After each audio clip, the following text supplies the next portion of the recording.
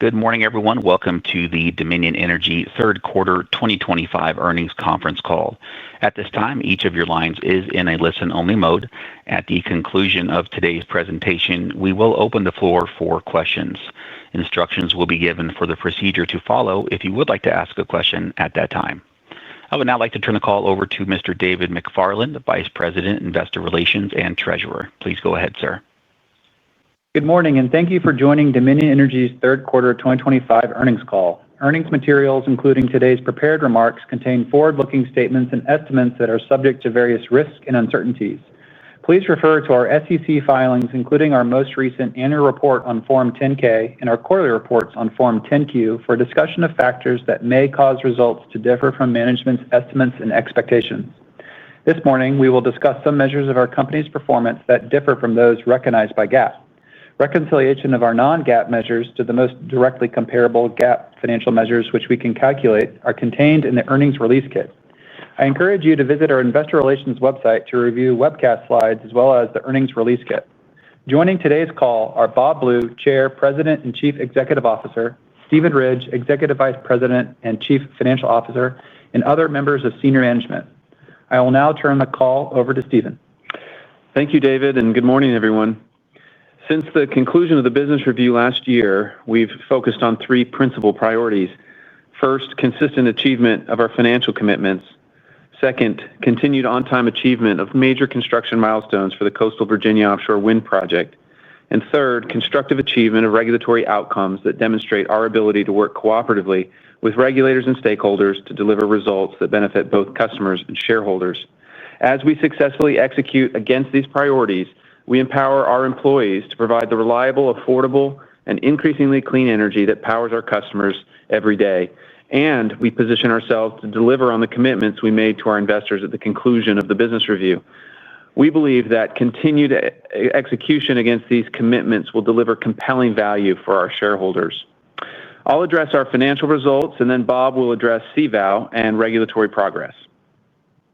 As shown on slide 3, third quarter operating earnings were $1.06 per share, which includes $0.03 of RNG 45Z credits and $0.06 of worse than normal weather. Relative to third quarter 2024, positive factors for the quarter included $0.06 from regulated investment growth, $0.08 from increased sales, $0.05 from our DESC rate case settlement in 2024, and $0.03 from higher margins at contracted energy. Third quarter results also included worse weather, higher DD&A, and higher financing costs. A summary of all drivers for earnings relative to the prior year period is included in Schedule 4 of the earnings release kit. Third quarter GAAP results were $1.16 per share. A summary of all adjustments between operating and GAAP results is included in Schedule 2 of the earnings release kit.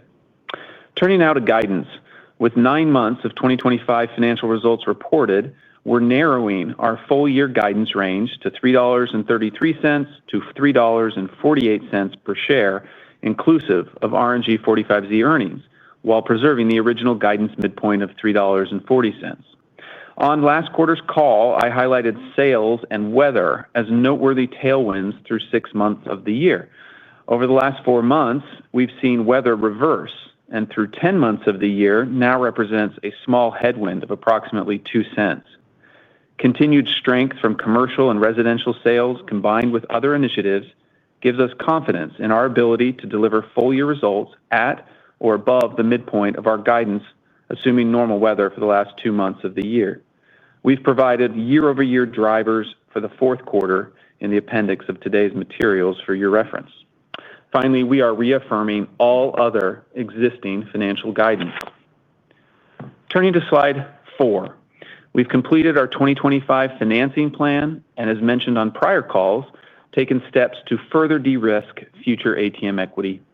We remain focused on balance sheet conservatism, and there is no change to our previously communicated credit-related targets. Finally, we'll provide a comprehensive capital investment forecast update through 2030 on our fourth quarter earnings call, which will take place in early 2026. We expect incremental opportunities to deploy regulated capital on behalf of our customers with a timing bias towards the back end of the plan. As always, We will look at incremental capital through the lenses of customer affordability, system reliability, balance sheet conservatism, and our low-risk profile. In conclusion, I am highly confident in our ability to deliver on our financial plan. We've built our plan to be appropriately, but also not unreasonably conservative to weather unforeseen challenges that may occur. With that, I'll turn the call over to Bob. Thank you, Steve. Good morning, everyone. I'll begin with safety on slide 5. Through September, our OSHA recordable rate was 0.28, continuing the positive trend from the last 3 years.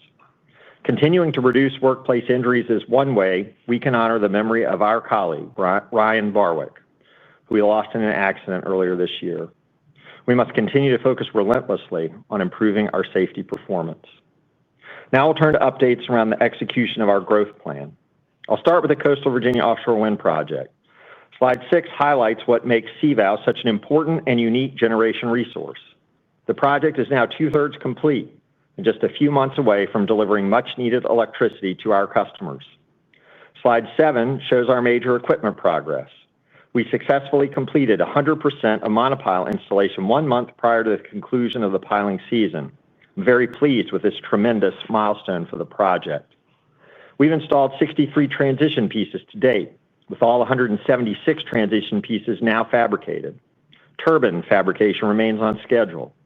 Earlier this week, we installed the second offshore substation jacket and will place the accompanying topside shortly.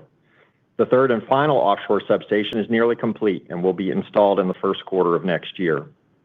Turning to timing on slide 10, we now expect first turbine installation to occur late next month and continue to expect first power to be delivered to our customers in late first quarter of next year, approximately 5 months from now.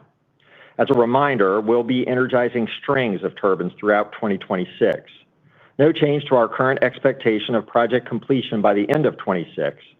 But given delays with Charybdis, we have significantly reduced the schedule's weather and vessel maintenance contingency, which could push a few of the final turbines into early 2027. We'll continue to refine and update this assumption as we observe actual turbine installation cadence, similar to what occurred with monopiles, which went more quickly than expected. Project costs now stand at $11.2 billion, which includes unused contingency of $206 million, down about $15 million from last quarter. Excluding tariff impacts, costs for project components have remained in line with the prior update. The updated costs this quarter reflect the accelerated recognition of steel tariffs through the end of 2026, whereas we were previously recognizing all tariff costs on a quarter-by-quarter basis.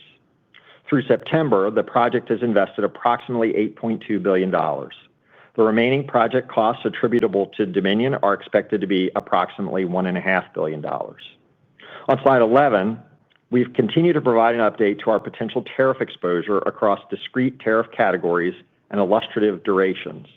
We're showing the impact of country-specific tariffs through project construction at the end of 2026.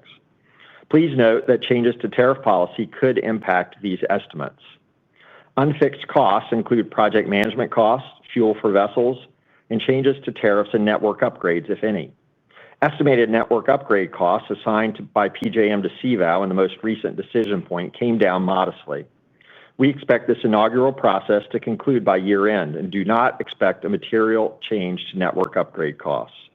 We'll then execute and submit our generator interconnection agreement to PJM and FERC under the very standard finalization protocol, as is in place for all new generating sources.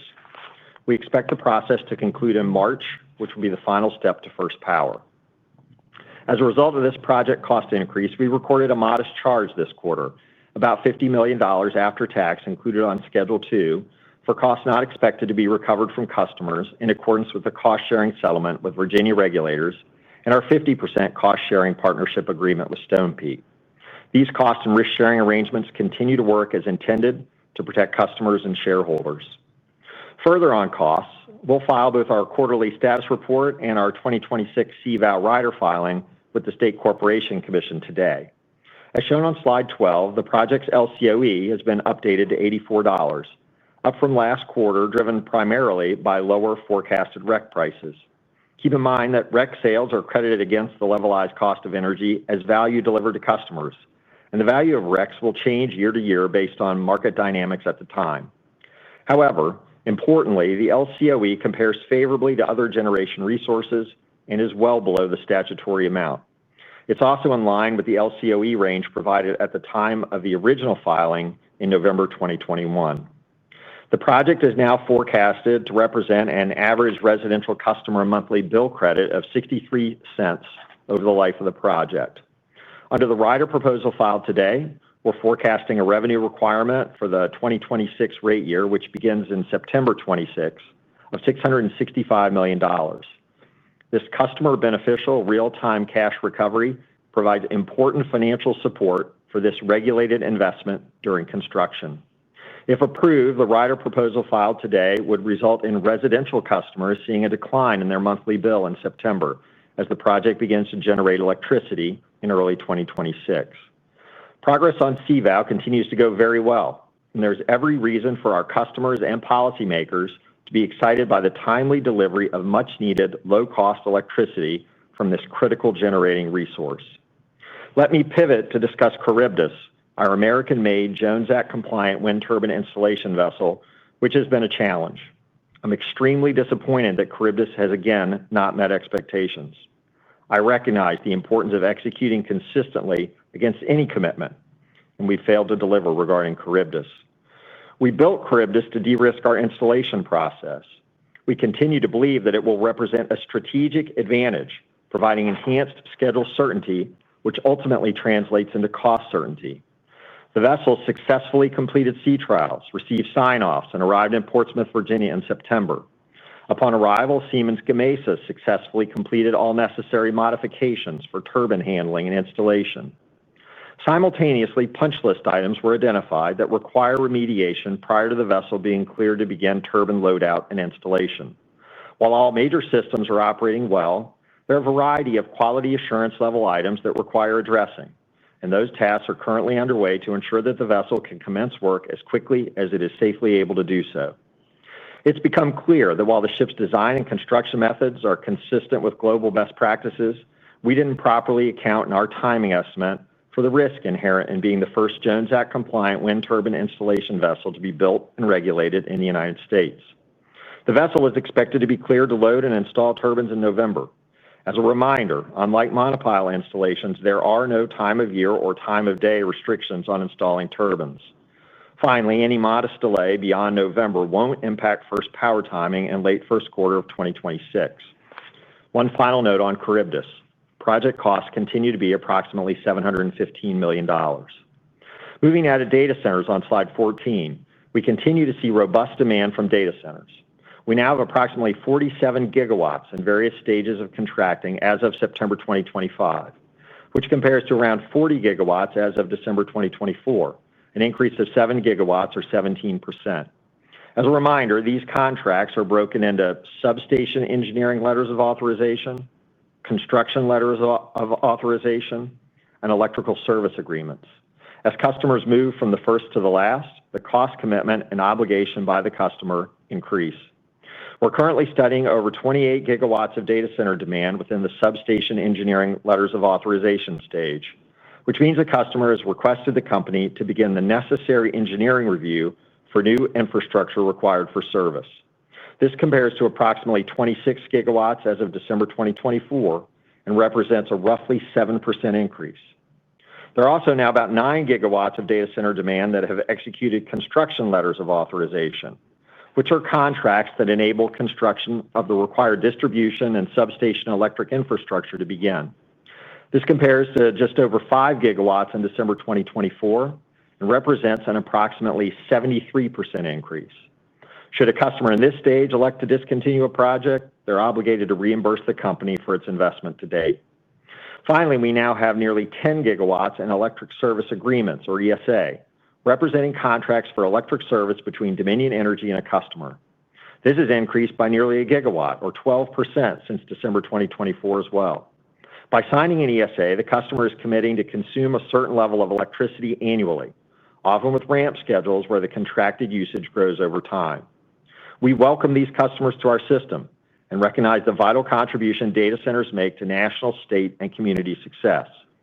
We're developing resources across distribution, transmission, and generation to ensure we meet this critical need on a timely basis, while also taking active steps to safeguard all of our customers from the risk of paying more than their fair share for reliable and affordable electric service.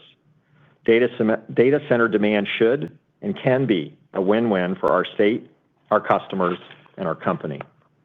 Turning to slide 15, let me share a few additional business updates. First, on the biennial review proceeding and the proposed large load tariff, post-hearing briefs were filed last week. We anticipate a final order by the end of November. Next, on the transmission side, we submitted project proposals in the latest PJM open window process that closed in August. This year's reliability open window represents the largest proposed investment by Dominion Energy since PJM began its open window process. While final project selections by PJM won't be made until Q1 2026, there is a robust need for new transmission across the region, and we expect this open window to reflect that. Recall that in last year's open window, Dominion was awarded around 100 projects totaling nearly $3 billion. On the generation front, we've announced a number of updates in recent weeks. SCC hearings for the Chesterfield Energy Reliability Center, an approximately 1 gigawatt natural gas-fired electric generating facility, concluded in September, and post-hearing briefs were filed this week in line with previous testimony. We expect an order in December. On October 15th, we filed our next set of utility-scale solar and storage projects with the SCC, representing about $2.9 billion of new investment. The filing included approximately 845 megawatts of utility-scale solar and 155 megawatts of storage projects, which will further de-risk our growth program. Also on October 15th, we filed our 2025 Virginia Integrated Resource Plan, which presented several possible generation build portfolios with additional resource capacity across both renewable and dispatchable generation technologies in response to continued robust load growth in our service territory. The IRP update demonstrates a continuation of our focus on an all-of-the-above approach to ensuring reliability, affordability, and increasingly clean generation. On customer affordability, as shown on slide 16, our current residential electric rates at DEV and DESC are 9% and 11% below the U.S. average, respectively. And based on the build plans proposed in both states' latest IRPs, both will maintain customer bill growth rates through the forecast periods below current electricity inflation levels. In conclusion, we've summarized key highlights from today's call on slide 17. We realize how important it is to meet the commitments we provided at the conclusion of the business review. We are 100% execution focused. We will deliver for our customers, our employees, and our shareholders. With that, we're ready to take your questions. Thank you, Mr. Blue. Ladies and gentlemen, the floor is now open for your questions. If you would like to ask a question, please press the star key, followed by the number 1 on your telephone at this time. If at any time you would like to remove yourself from the question queue, please press star 2. Again, that is star 1 to ask a question. We'll go first this morning to Shar Pourreza of Wells Fargo. Hey guys, good morning. Morning. Morning. Welcome back. Oh, thank you. Appreciate it. It's good to be back. So Bob, just on the elections, I mean, there seems any source you're looking at, there's obviously a strong possibility the gubernatorial process may flip parties. You know, Governor Youngkin has obviously been really supportive of CVAL, the biannual process. I guess, how do we price in any risk on the construct? Should we see this flip? I mean, are we going to wake up one day and the Trump administration now blocks this project, just given the lack of connection with the Republican governor? Have you spoken to Spanberger? Just any thoughts around the political backdrop would be great. Yeah, Shar, thanks a lot for that question. You know, let's start with the fact that every statewide candidate running, regardless of party, supports CVAL. And that's consistent with the bipartisan support that this project has gotten at every level, federal, state, local government, including congressional leadership. And if you think about it, there are really good reasons for that. It's the fastest way to get 2.6 gigawatts on the grid that's going to serve AI and technology companies, defense, security installations. It's critical to important infrastructure upgrades at the Oceana Naval Air Station. And if you stop it now, it causes energy inflation. So it's not surprising that we're seeing bipartisan support at all levels of government, and we expect that to continue after the election. Got it. Okay, perfect. And then just lastly on Charybdis, can you just give us a little bit of a sense, if you can, on just the nature of the punch list for the project, and when do you kind of expect the quality assurance items that you obviously highlighted to be completed, which are underway? Thanks. Yeah, that's a great question. Let me give you a little context, walk you through where we are. As you know, this is the first Jones Act compliant wind turbine installation vessel to be built in the U.S. And subject to U.S. regulatory oversight. It's a big ship. It's 472 feet long. It's 184 feet wide, weighs 27,000 tons. It's got some complex systems on it. It's got a 2,200-ton capacity crane. It's got a jacking system that's capable of creating a 40-meter air gap under the hull when the ship is jacked up. And those systems, the crane, the jacking system, the dynamic positioning system, they are all operating very well. So earlier this month, local regulators, when it arrived in Portsmouth, conducted a standard new-to-zone inspection. And that identified two primary areas of concern. The first was the material condition of certain components, primarily within the ship's electrical systems.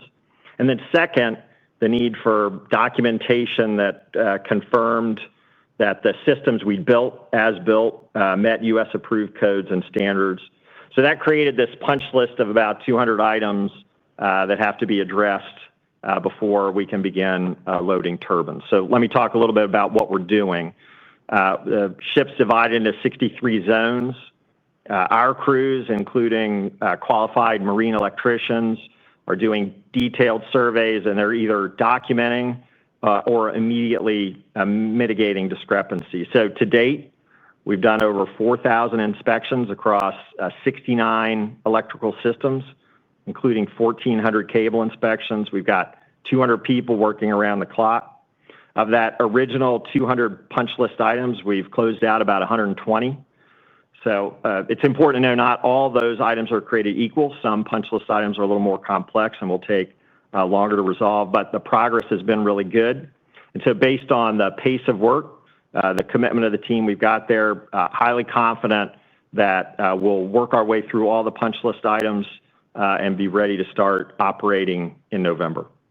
Okay, that's perfect. Thanks again, Bob. That's a helpful color, and see you guys in a couple of days. Appreciate it. Thanks, Shar. Thank you. We go next now to Nick Campanella at Barclays. Hey, good morning. Thanks for taking my questions here. Morning, Nick. Just morning. One follow-up on the ship. Just after you get this punch list done, I just wanted to confirm there's no other approvals needed across offshore wind supply chain, the boat, or with federal government that would allow you to install turbines. It's just really getting past this punch list. Yep. Once we get through the punch list, we're ready to go. Great. Can I just ask about the capital plan comments then? I know you're going to be updating things in the fourth quarter. I think you talked a little bit about the bias of that capital plan update being more back-end weighted, if I heard you correctly. But on the funding, you did de-risk equity for 26 and 27 here. What's the balance sheet capacity to kind of absorb higher CapEx at this point? And should we still expect equity in 26 and 27 on the next pro forma plan? Thanks. Hey, Nick, it's Steve. I'll take that. Yeah, we talked a little bit about the update we'll provide on the fourth quarter call in probably February of 26.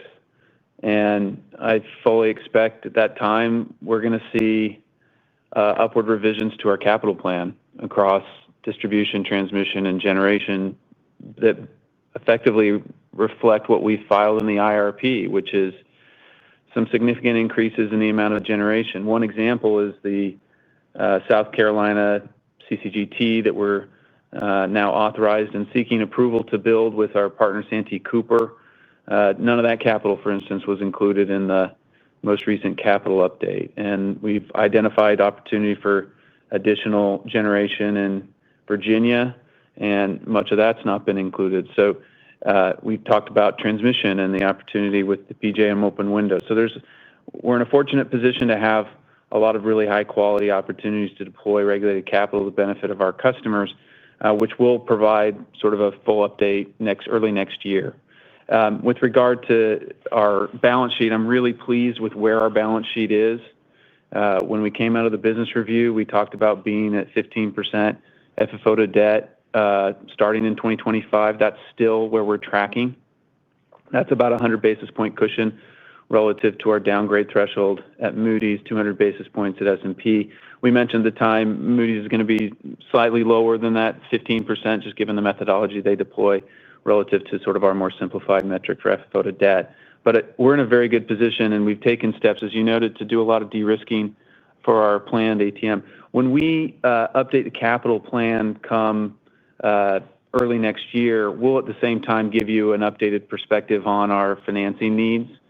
We've been very effective at deploying ATM and hybrid equity, very cost competitive, and we'll look at all the tools available to us. As we've always said, we'll look at all the available tools available to us to source capital from the most attractive source. And so I don't want to get out in front of that, but you can assume we're going to finance the growth of our business in a way that maintains that balance sheet conservatism, but in so doing, it should also provide for value to our shareholders. Great. Thank you very much. Thanks, Nick. We'll go next now to Steve Fleishman of Wolfe Research. Yeah. Hi, good morning. Thanks.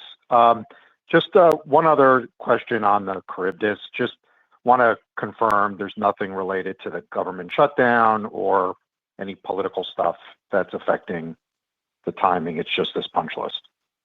That's it, Steve. There is nothing related to the government shutdown or anything else. Okay. And then once we start seeing turbines come in, can you give us a sense of cadence there? My recollection is maybe the first set a little slower, but then it gets into a cadence. So can you maybe talk a little bit about what we should be looking for on turbine cadence? I think exactly what you just described. We're going to, if you think about monopiles, for example, at the beginning, we're a little bit slower and then got into a rhythm. So we'll update the installation cadence as we go along, but you should expect that the first few are going to be slower, and then we'll pick up the pace as we move through. But we'll be able to give regular updates on how we're doing on turbine installation cadence. Okay. And then off topic, when we get these PJM open window wins or not, how should we think about how much of that might already be in your plan or additive? Is it all additive? How should we think about that? Steve, I'd say we've made reasonably conservative assumptions in our forward capital plan with regard to wins across PJM open window, as well as opportunities to deploy capital that don't go through that PJM open window with sort of organic maintenance capital and growth capital within our. And what we've seen historically and more recently is upside to what we've assumed. I can't tell you sort of specifically what that will look like, but I'd say there's about, we run rate in our forward projection $2.5 billion or so a year for electric transmission. That's up pretty significantly from what it was just 4 or 5 years ago. To the extent we continue to see opportunities, there could be continued upside to that. Yep. And then last quick one, just the IRP was interesting on the nuclear, where it looked like, at least for now, you actually delayed the SMR new nuclear by 5 years. Could you just talk to what is driving that? Yeah, Steve, I mean, it's a variety of circumstances. We're taking a look at the financing and technology. We're also taking a look at how it fits within everything else that we're projecting to construct. So, I mean, we're talking about pretty far out in the first place and now a little farther out with the update. I wouldn't read too much into that. Okay. Great. Thank you. Thanks, Steve. And we'll go next now to Paul Zimbardo with Jefferies. Hi, good morning, team. Thank you. Morning, Paul. To follow up on CVOW a little bit, To the extent that some of those final turbines do slip into the following year, are there any supply chain, labor, or other kind of constraints to be mindful of? And is there any way to think about what a financial impact of that could be? There are no supply chain or other issues. And as to financial impact, we're talking about a small number of turbines, so it's not a meaningful financial impact. I would just add, as you might suspect, years ago when we put this plan together, which had us completing all the turbines at the end of 2026, which is actually where we still intend to do, we obviously gave ourselves a little bit of latitude as it relates to what the ultimate timing would be. And in fact, I think we're very pleased that here we are some years after that original timeline was produced, and we're effectively on target for these dates. And so we've made accommodations in advance that gave us some cushion to the extent that anything caused us to go anywhere beyond that end of 26 timeframe. So I think we're very well buttoned up on that, quite frankly, with regard to suppliers and vendors and so forth. And as Bob mentioned, I think in the prepared remarks, I think one thing that's really important for our stakeholders to recognize is we'll be energizing these turbines throughout 2026 and deploying that rate base effectively and beginning to collect depreciation and in our revenue requirement throughout the time period that we're installing through 2026. So the actual impact of a couple of turbines slipping into 2027 is pretty de minimis, all things considered, which makes it a little bit different, I think, from something that's a bit more chunky. You know, by doing it on a string, we've effectively dechunkified that revenue stream. And so I think that acts as a fairly significant de-risker or mitigant to the type of risk you might see from a standard power plant where you can't collect anything until everything's ready to go. This is 176 individual power plants that we'll be able to collect on in real time through 2026 as we deploy strings of turbines. Oh, thank you for that. And I like that phrase, dechunkify. Well, one other I had, you call it out that you've had some weather and other headwinds year to date, but you still expect to be midpoint or better. Could you just go through what some of those are and kind of the positive offsets? Looks like sales are coming in stronger. If you go through that, it'd be helpful. Thank you. Sure, Paul. Yeah, I'm really pleased with 2025 financial performance year to date. We are now in a weather deficit, a 2-cent weather deficit. And really the biggest driver of that has been sales across two primary sources. One is faster and more ramping on our data center customers. That's been pretty consistent through the year. And then over the summer, we saw increased usage per customer on our residential class, which was something we're trying to understand better, but it was a departure from what we've seen in the past. So the two of those combined have been a tailwind, as I've mentioned in the past. That's been the most positive driver that gives us that confidence. And we've seen, some true-ups on our riders, which allow us, as we deploy capital, to the extent we deploy it faster, we get some true-ups there. That's been a little bit of a help as well. But primarily, it's been sales. Okay, great. No, thanks for taking the questions. Appreciate it. Thanks, Paul. Thanks, Paul. We'll go next now to Carly Davenport with Goldman Sachs. Hey, good morning. Thanks for taking the questions. Maybe just on the data center update, just any color that you're able to share on the sort of timing to in-service for the 9.8 gigawatts of load that's now under ESA and just how to think about that cadence looking forward. Yeah, Carly, it's our data center load just continues to grow and the demand continues to grow, which is something considering that we've connected 450 data centers already, and we've got more than 25% of our sales going to data centers in Virginia.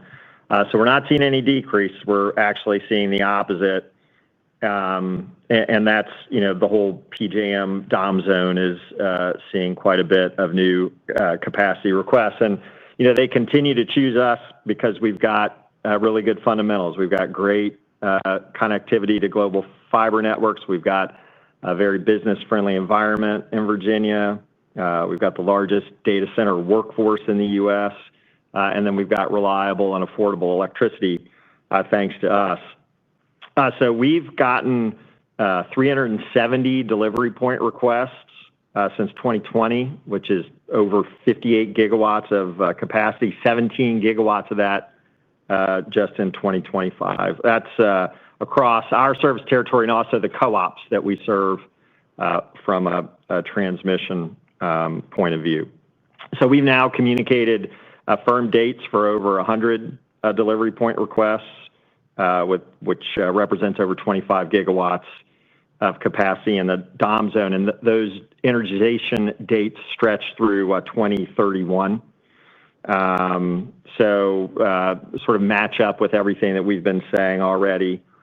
So typically from the time of a delivery point request until we've got a customer hooked with a meter is about 4 to 7 years. And then they ramp in over time from the date. So we've got sales growth off that 10 gigawatts of ESAs there as they ramp in. The current 4 gigs of meter demand just continues to increase steadily just off those ESAs over the coming years. Great. That's really helpful. Thank you. And then maybe just a clarification question on slide 11. To the extent that costs through the end of 26 on CVOW do trend above that $11.3 billion level, and recognize that what you're outlining here is not materially above that level, are you still assuming that Stonepeak will continue to contribute incremental capital there? And if so, just what is your sort of confidence level there? Yeah, so under the agreement we have with Stonepeak, capital between 11.3 and 11.8 is shared about 2/3 with Dominion and 1/3 with Stonepeak. And that agreement, without getting into too many details, provides incentives for them effectively to do that, to fund that. So that's what we've assumed. And as you mentioned, it's only a very small amount. I think in rounding terms, it's even less than the full $100 million that we're over through 12/31/26 on slide 11. Great. Thank you so much. Thank you. We'll go next now to Jeremy Tonet at J.P. Morgan. Hi, happy Halloween. Thank you, Jeremy. Just one last one, if I could, on CVOW here, and recognize a lot of progress and a lot of fronts here. But just wanted to turn to the interarray cable fabrication. Not as much progress on that side quarter over quarter, and just wondering if you could touch on that a little bit, the drivers. It's not necessarily a linear production, Jeremy, but we are totally on track on interarray cable manufacturing and installation. So I would read nothing into if you're sort of doing the math on how much per month or quarter, anything like that. We are right on track. Got it. Thank you for that. And just wanted to come back to the question on nuclear, if I could. And granted, as you said, it's pretty far off at this point, but we have seen the federal government kind of step up with new efforts to support development here. And just wondering if there's anything out there that you would be looking for that you think could materially, I guess, change views on the potential for nuclear's role going forward. Well, I mean, our view is we're in Virginia at least, the most nuclear-friendly state in the country. And the policy support here is very strong. The public and policymakers support, whether it's the nuclear navy or the big parts of the supply chain or the reactors that we've been operating safely here in Virginia since the 70s. But I think as we've described before, as we think about new nuclear, cost overrun risk being borne by our customers and our shareholders is a concern. First-of-a-kind costs being borne by our customers is a concern. And the balance sheet that we've worked very hard to get in shape and our business risk profile can't change. So if there are ways to work through that, that's the MOU that we entered into with Amazon. They've expressed some interest in helping finance an SMR at North Anna 3. We continue to work our way through that.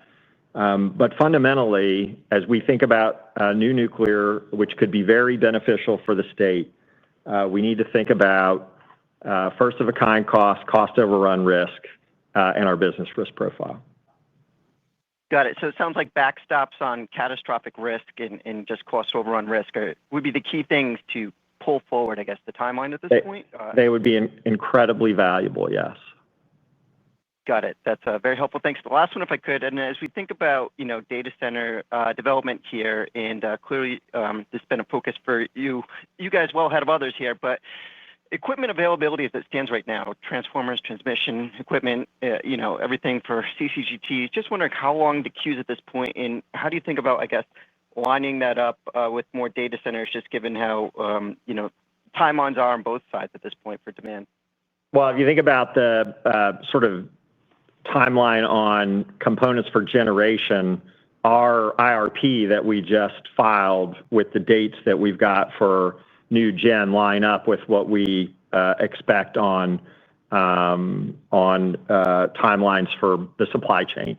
And then more broadly, I think everyone is experiencing there's more demand for transformers and other equipment. I think we're advantaged because of our size, because of the long relationships that we have with suppliers. We've been doing a lot of transmission work at this company for quite a while. And so I think that puts us in a good place as we try to connect the data center load that we've got. It's a big lift, but we're very much up to the task. Got it. And just one last one, if I could. Speaking about timeline, if anything for CVOW, if anything slips into 27 here, do you think that that would impact, I guess, the 26 guide at this point, or is that kind of just small at this point and wouldn't really think of it as much of a headwind when it comes to the 26 guide? Jeremy, I feel very, very good about our financial plan. We've constructed it to be appropriately, though not unreasonably conservative. So if something like that were to occur, I feel very good about our ability to maintain our ability to hit the commitments we made to our investors at the conclusion of the business review. Got it. That's very helpful. Thank you. Thank you, Jeremy. We'll go next now to Anthony Crowdell at Mizuho. Hey, good morning. I'm going to ask, this is my last one 3 times. Just quickly, is there a cadence of generation needs that you guys look at in 2 to 3 years, whether it's like a gig a year? Like how much generation will you be bringing onto the grid as we look out towards the back end of your plan? Well, I mean, the best way to look at it, Jeremy, is we outline it in the IRP. So I'm not going to walk through sort of what comes on each year. But I will say we've got 2.6 gigawatts coming on in offshore wind by end of next year. Chesterfield Energy Reliability Center, which is in front of the commission right now, that's a gig of natural gas peaking that would come on in 29. And then we've got a cadence roughly of a gig of solar a year. I mean, between us and PPAs coming online. Plus, we've got another, I guess, half a gig-ish, 500 megawatts of uprates on our existing gas fleet in Virginia. So it's all in the IRP sort of by year, which is probably the best way to look at it. Great. No, that's perfect. And then just one follow-up. When Charybdis finally clears to, I guess, begin installation, does the company issue a press release or an 8K? Just how best can we track that? Well, we've noticed a lot of people track where Charybdis is on the web, on one of these vessel finder sites. So you'll see it. It won't be at the dock anymore. It'll be out at a turbine. I would not anticipate us issuing an 8K or a press release when it's done, because it's another step in the project, a project that is going extremely well. We didn't issue a press release when we started installing other components. We just moved through this efficiently and effectively as we've been doing throughout our offshore wind project. Great. Thanks again. See you in Florida. Thank you. Thank you. And ladies and gentlemen, this will conclude our question and answer session for today. Mr. Blue, I'd like to turn the conference back to you, sir, for any closing comments. Thanks, everybody, for taking the time to join the call today. I hope you enjoy the rest of the day and your Halloween. Thank you very much, Mr. Blue. Ladies and gentlemen, that will conclude today's Dominion Energy third quarter earnings call. Again, thanks so much for joining us, everyone, and we wish you all a great day. Goodbye.